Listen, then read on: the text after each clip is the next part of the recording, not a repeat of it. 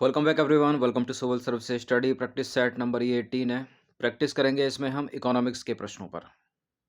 तो चलिए स्टार्ट करते हैं। टेस्ट सीरीज की प्लेलिस्ट बना रखी है, वहाँ पर आप टेस्ट नंबर 1 से लेकर 18 या उसके बाद जो भी नया टेस्ट आएगा वहाँ तक पहुँच सकते हैं। डिस्क्रिप्शन बॉक्स में लिंक है उसका। क्वेश्चन नंबर 1 है यहाँ पर, आरबीआई का प्राइमरी गोल क्या है? भारतीय रिजर्व बैंक का प्राथमिक उद्देश्य क्या है? राजकोषीय नीति का प्रबंधन, शेयर बाजार को विनियमित करना, करेंसी नोट जारी करना, निर्यात को बढ़ावा देना।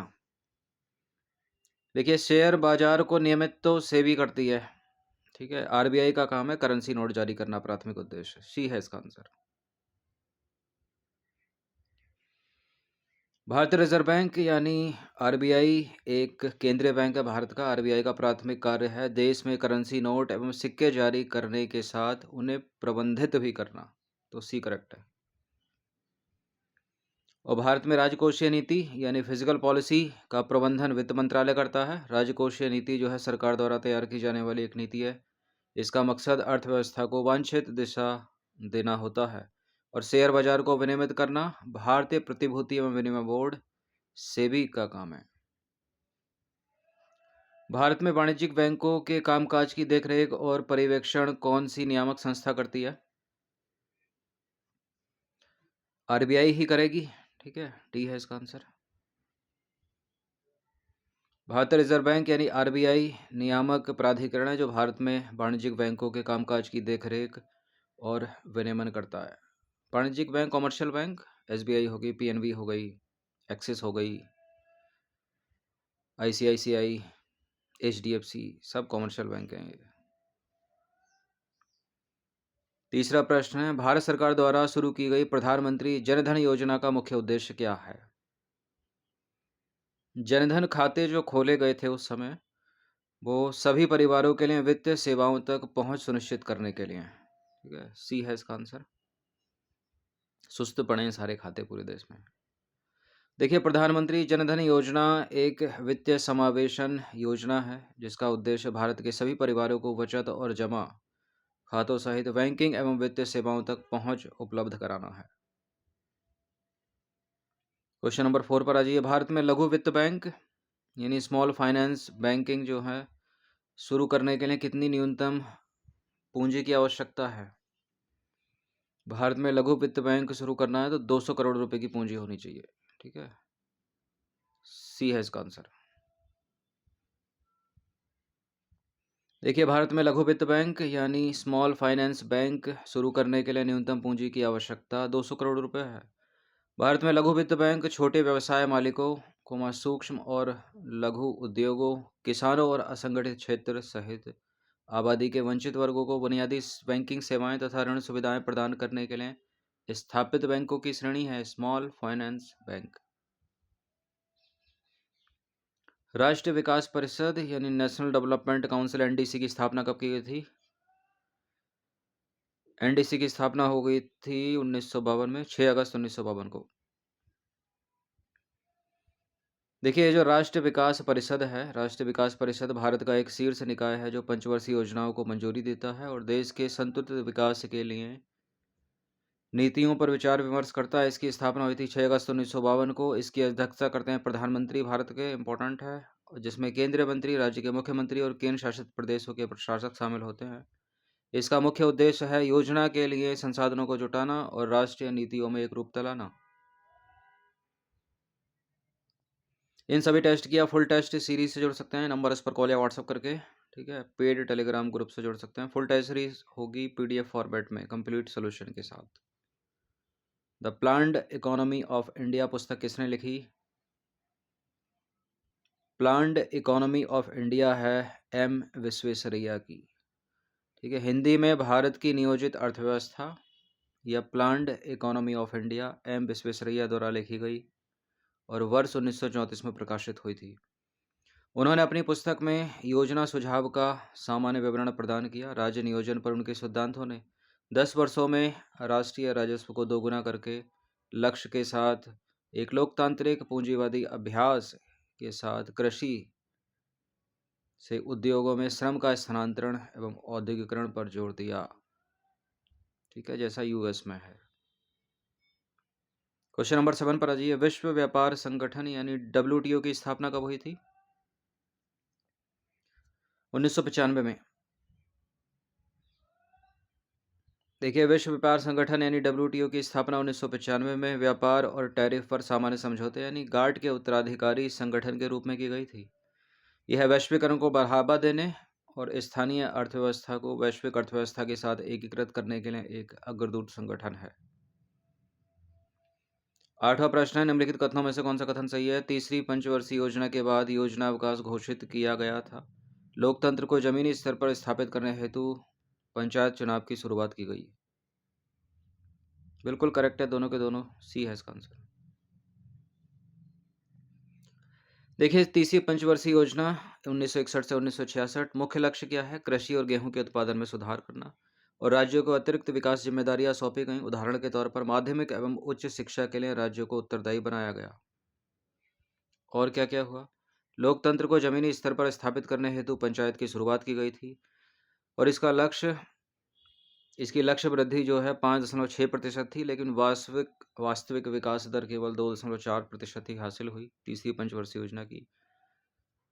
चीन भारत युद्ध हुआ, भारत पाक युद्ध हुआ, जिसके कारण तीसरी पंचवर्षीय योजना विफल हो गई। ये योजना अवकाश के प्राथमिक कारण थे। क्वेश्चन नंबर 9 पर आ जाइए। भारत का पहला ग्रामीण बैंक कौन सा था? भारत का पहला क्षेत्रीय ग्रामीण बैंक यानी रीजनल रूरल बैंक प्रथमा बैंक था। देखिए, भारत का जो पहला क्षेत्रीय ग्रामीण बैंक था वो प्रथमा बैंक था। क्या होते हैं ये क्षेत्रीय ग्रामीण बैंक? इन बैंकों की स्थापना पहली बार 26 सितंबर 1975 को प्रख्यापित अध्यादेश और क्षेत्रीय ग्रामीण बैंक अधिनियम 1976 के प्रावधानों के अंतर्गत की गई थी। ये बैंक सार्वजनिक क्षेत्र के बैंकों द्वारा स्थापित या प्रायोजित किए गए थे। क्षेत्रीय ग्रामीण बैंक में केंद्र सरकार जो है 50% की, राज्य सरकार 15% की हिस्सेदारी देती है और प्रायोजक बैंक की 35% हिस्सेदारी होती है। ये बैंक जो है वित्तीय संस्थान हैं जो कृषि और अन्य ग्रामीण क्षेत्रों के लिए पर्याप्त ऋण सुनिश्चित करते हैं। इनका कार्य क्या क्या है? ग्राहकों की बचत को सुरक्षा प्रदान करना, साख बनाना और धन की आपूर्ति बढ़ाना, वित्त प्रणाली में जनता के विश्वास को प्रोत्साहित करना और जनता की बचत को एकत्रित करना। ये सारे काम हैं इनके क्षेत्र ग्रामीण बैंकों के। 10वां प्रश्न है, भारत में सार्वजनिक वितरण प्रणाली यानी पीडीएस की स्थापना निम्नलिखित में से किसके अंतर्गत की गई? पीडीएस की स्थापना की गई उपभोक्ता मामले, खाद्य और सार्वजनिक वितरण मंत्रालय। सार्वजनिक वितरण प्रणाली यह उपभोक्ता मामले, खाद्य और सार्वजनिक वितरण मंत्रालय के तहत स्थापित भारतीय खाद्य सुरक्षा प्रणाली है। ठीक है, यह सस्ती कीमतों पर खाद्यान्न वितरण के माध्यम से खाद्य में कमी के प्रबंधन की एक प्रणाली के रूप में विकसित हुई। इसका संचालन केंद्र और राज्य सरकार की संयुक्त जिम्मेदारी के तहत किया जाता है। केंद्र सरकार ने भारतीय खाद्य निगम यानी एफसीआई के माध्यम से राज्य सरकारों को खाद्यान्न की खरीद, भंडारण, परिवहन और थोक आवंटन की जिम्मेदारी संभाली है। अगला प्रश्न आरबीआई से रिलेटेड है। भारतीय रिजर्व बैंक के संदर्भ में निम्नलिखित कथनों पर विचार करेंगे। स्थापना इसकी हुई थी 1 अप्रैल 1935 को और 1 रुपए के नोट और सिक्कों को छोड़कर सभी आरबीआई द्वारा जारी किए जाते हैं। बिल्कुल सही है पहला वाला स्टेटमेंट, और 1 रुपए के नोट और सिक्कों को छोड़कर सभी आरबीआई द्वारा जारी किए जाते हैं। देखिए, भारतीय रिजर्व बैंक भारतीय बैंकिंग प्रणाली को नियंत्रित करने वाला देश का केंद्रीय बैंक है। भारत में है रिजर्व बैंक ऑफ इंडिया। स्थापना 1 अप्रैल 1935 को भारतीय रिजर्व बैंक अधिनियम 1934 के प्रावधानों के अंतर्गत हुई थी इसकी। ठीक है, मॉनेटरी पॉलिसी आरबीआई बनाती है और फिजिकल पॉलिसी भारत सरकार बनाती है, याद रखना है दोनों चीज़ें। मौद्रिक नीति हिंदी में मॉनेटरी पॉलिसी के संचालन की जिम्मेदारी सौंपी गई है आरबीआई को। 1 रुपए के नोट और सिक्कों को छोड़कर सभी आरबीआई द्वारा जारी किए जाते हैं। तो 1 रुपए के नोट कौन करता है? 1 रुपए के नोट और सिक्के वित्त मंत्रालय द्वारा जारी किए जाते हैं, जबकि इसे आरबीआई द्वारा प्रसारित किया जाता है। न्यूनतम आरक्षित प्रणाली नामक प्रणाली के तहत मुद्रा जारी किया जाता है। भुगतान बैंक के संबंध में निम्नलिखित में से कौन सा कथन गलत है? ये डेबिट कार्ड जारी कर सकते हैं। ये 1 लाख रुपए तक की मांग जमा स्वीकार कर सकते हैं। ये एनआरआई जमा स्वीकार नहीं कर सकते, इन्हें ऋण देने की अनुमति है। क्या भुगतान बैंक को ऋण देने की अनुमति है? देखिए, डेबिट कार्ड ये जारी कर सकते हैं, 1 लाख रुपए तक की मांग जमा स्वीकार कर सकते हैं, एनआरआई जमा स्वीकार नहीं कर सकते, ठीक है, और ऋण देने की भी अनुमति नहीं है इनको। तो डी ही आंसर होगा अपना, जो गलत है। भुगतान बैंक यानी पेमेंट्स बैंक, यह किसी भी अन्य बैंक की तरह है, लेकिन बिना किसी डेबिट, बिना किसी क्रेडिट जोखिम के छोटे पैमाने पर काम करते हैं। 1 लाख रुपए तक की मांग जमा स्वीकार कर सकते हैं ये। प्रेषण सेवाएं हो गई, मोबाइल भुगतान या स्थानांतरण, खरीदारी और ATM, debit card, net banking एवं तृतीय पक्ष वित्त स्थानांतरण जैसी अन्य बैंकिंग सेवाएं प्रदान कर सकते हैं। ये पैसे उधार नहीं दे सकते या क्रेडिट कार्ड जारी नहीं कर सकते, ये केवल डेबिट कार्ड जारी कर सकते हैं। तो ऋण नहीं दे सकते, ये डी गलत है। इन्हें ऋण देने की अनुमति नहीं है। एनआरआई जमा स्वीकार नहीं कर सकते ये।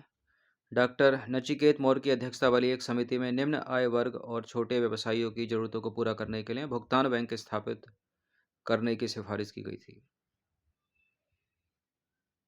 नंबर 13, निम्नलिखित कथनों पर विचार करेंगे। वैधानिक तरलता अनुपात यानी एसएलआर भारतीय रिजर्व बैंक के पास आरक्षित नहीं होते। तो कहाँ होते हैं? एसएलआर के कम होने से अर्थव्यवस्था में वृद्धि होती है।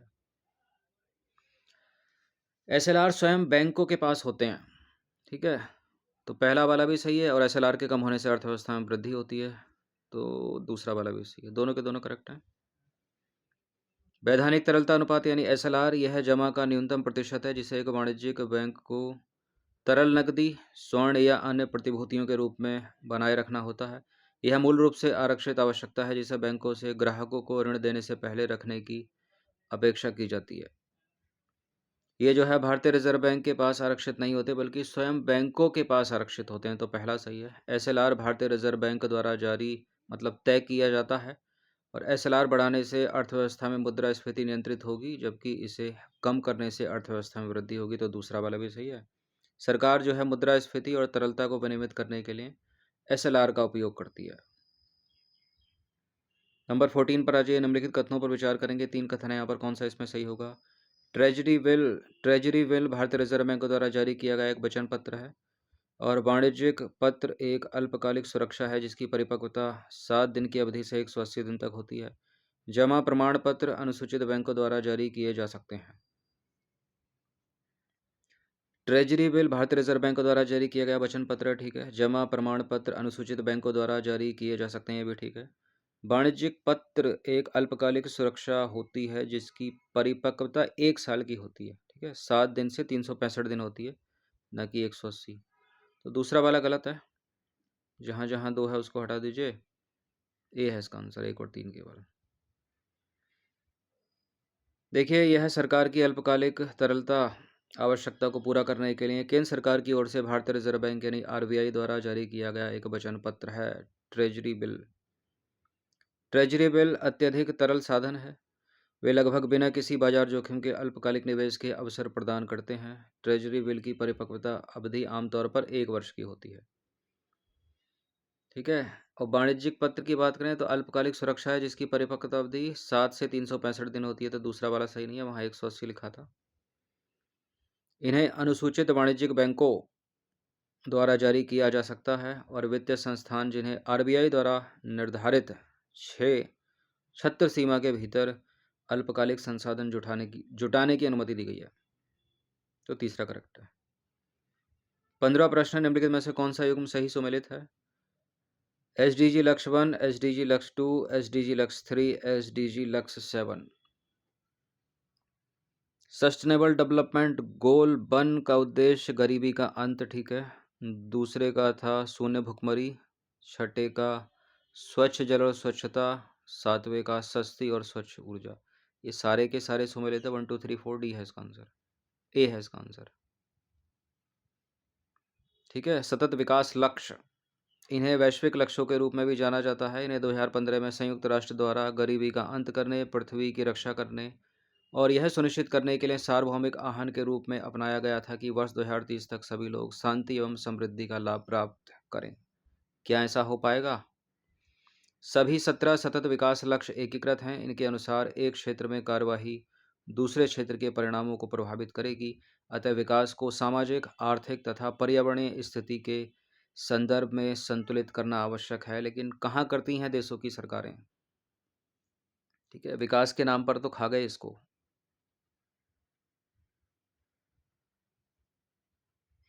लक्ष्य 1 में गरीबी का अंत है, लक्ष्य 2 में शून्य भुखमरी, लक्ष्य 3 में उत्तम स्वास्थ्य एवं खुशहाली, लक्ष्य 4 में गुणवत्तापूर्ण शिक्षा, लक्ष्य 5 में लैंगिक समानता, लक्ष्य 6 है स्वच्छ जल और स्वच्छता।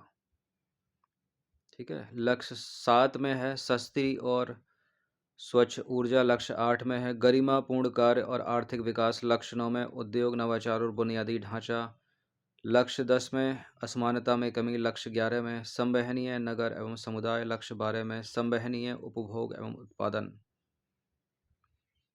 लक्ष्य 13 में है जलवायु कार्यवाही जो बिल्कुल नहीं हो रही है, लक्ष्य 14 में है जलीय जीवों की सुरक्षा। ठीक है, लक्ष्य 15 में है स्थलीय जीवों की सुरक्षा, लक्ष्य 16 में है शांति, न्याय और सशक्त संस्थाएं। जब कार्बन एमिशन होगा तो ये दोनों असुरक्षित हैं। ये लक्ष्य 17 में है लक्ष्य प्राप्ति हेतु साझेदारी। लघु वित्त बैंक निम्नलिखित में से किस प्रावधान द्वारा शासित होते हैं? बैंकिंग विनियमन अधिनियम 1949, विदेशी मुद्रा प्रबंधन अधिनियम 1999, भुगतान और निपटान प्रणाली अधिनियम 2007। ये तीनों के तीनों सही हैं, डी है इसका आंसर। लघु वित्त बैंक ऐसे वित्तीय संस्थान है जो देश के अवेशित और बैंक रहित क्षेत्र को वित्तीय सेवाएं प्रदान करते हैं। ये कंपनी अधिनियम 2013 के तहत एक सार्वजनिक लिमिटेड कंपनी के रूप में काम करते हैं, पंजीकृत हैं। ये निम्नलिखित प्रावधानों द्वारा शासित होते हैं। बैंकिंग विनियमन अधिनियम 1949, भारतीय रिजर्व बैंक अधिनियम 1934, विदेशी मुद्रा प्रबंधन अधिनियम 1999, भुगतान और निपटान प्रणाली अधिनियम 2007, क्रेडिट सूचना कंपनी अधिनियम 2005, जमा बीमा और ऋण गारंटी निगम अधिनियम 1961। देखिए, भारतीय रिजर्व बैंक यानी आरबीआई और अन्य नियामकों द्वारा समय समय पर जारी किए गए अन्य प्रशासनिक कानून, प्रासंगिक कानून एवं निर्देश, विवेकपूर्ण विनियमन और दिशा निर्देश या निर्देश।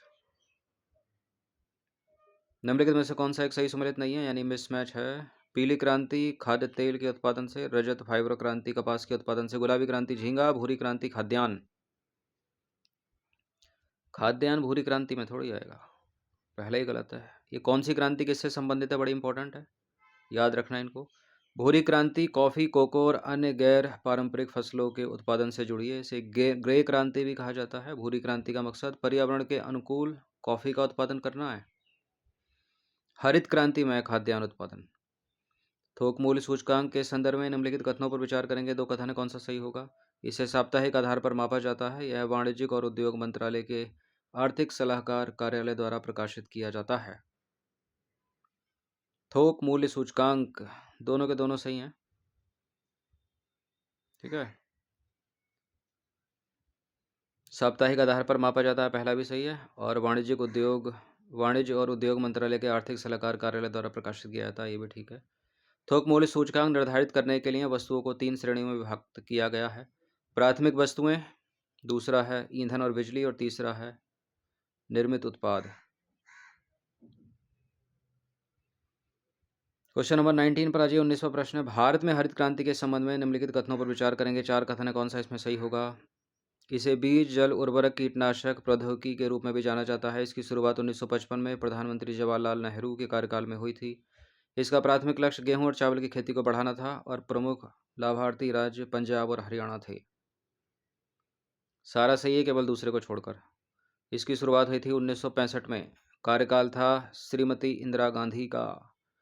तो जहां जहां 2 है उसको हटा दीजिए, इसका आंसर हो जाएगा 1, 3, 4 डी। देखिए, हरित क्रांति को बीज, जल, उर्वरक, कीटनाशक प्रौद्योगिकी के रूप में भी जाना जाता है, पहला सही है। दूसरा वाला सही नहीं है क्योंकि इसकी शुरुआत 1965 में हुई थी, ना कि 1955 में। भारत के तत्कालीन प्रधानमंत्री स्वर्गीय श्रीमती इंदिरा गांधी के नेतृत्व में।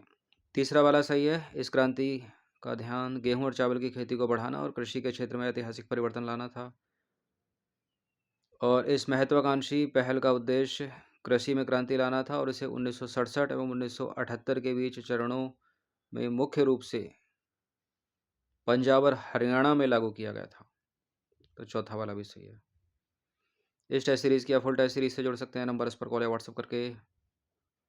अंतिम प्रश्न, निम्नलिखित में से कौन मौद्रिक नीति यानी मॉनेटरी पॉलिसी के संसाधन हैं? देखिए, मॉनेटरी पॉलिसी या मौद्रिक नीति कौन किसका काम है? आरबीआई का काम है। और राजकोषीय नीति या फिजिकल पॉलिसी भारत सरकार का है। दो बातें अलग अलग याद रखना। मौद्रिक नीति या मॉनेटरी पॉलिसी तरलता समायोजन सुविधा, रेपो दर, सीमांत स्थायी सुविधा, सब है ये। 1 2 3 डी है इसका आंसर। देखिए, मौद्रिक नीति यानी मॉनेटरी पॉलिसी, यह केंद्रीय बैंक द्वारा निर्धारित यानी आरबीआई द्वारा निर्धारित व्यापक आर्थिक नीति है। इसमें धन आपूर्ति और ब्याज दर का प्रबंधन शामिल है। यह किसी देश की सरकार द्वारा मुद्रास्फीति, उपभोग, विकास एवं तरलता जैसे व्यापक आर्थिक उद्देश्यों को प्राप्त करने के लिए उपयोग की जाने वाली मांग पक्ष आर्थिक नीति है। मौद्रिक नीति के विभिन्न साधन, रेपो दर, ठीक है, रेपो दर तो पढ़ी होगी आपने। उसके बाद है रिवर्स रेपो दर, पढ़ते चलिए। तरलता समायोजन सुविधा यानी LAF, लिक्विडिटी एडजस्टमेंट फैसिलिटी, और उसके बाद है सीमांत स्थायी सुविधा यानी MSF।